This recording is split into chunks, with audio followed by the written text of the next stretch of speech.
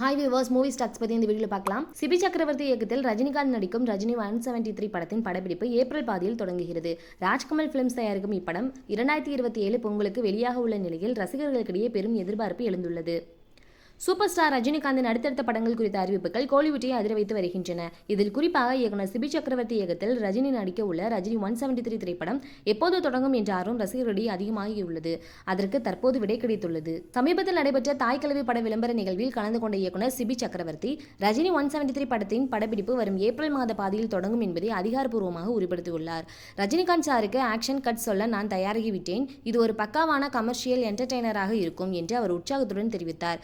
படத்தை ஒரே கட்டமாக முடித்து 2027 பொங்கல் ரிலீஸாக கொண்டு வர படக்குழு திட்டமிட்டுள்ளது. கமல்ஹாசனின் ராஜ்கமல் பிலிம்ஸ் நிறுவனம் பிரம்மாண்டமாக இதனை தயாரிக்கிறது. ராக்ஸ்டார் அனிருத் இசையமைக்கிறார். இப்படத்தில் ரஜினிக்கு மகனாக பிரபல மலையாள நடிகர் வசல் ஜோசப் நடிக்க வாய்ப்புள்ளதாக கூறப்படுகிறது. இந்த ஒரு படம் மட்டுமல்லாது ரஜினியின் கால்செட் டைரி 2027 வரை நிரம்பி வருகிறது. ஜெயிலர் 2 படத்தின் நெல்சன் இயக்கத்தில் உருவாகும் இப்படத்தின் படப்பிடிப்பு பணிகள் கிட்டத்தட்ட நிறைவடைந்து விட்டன. ஜூன் மாதம் வெளியாகவிருந்த இந்த படம் தற்போது ஆகஸ்ட் 2026 திரைக்கு வரும் என எதிர்பார்க்கப்படுகிறது.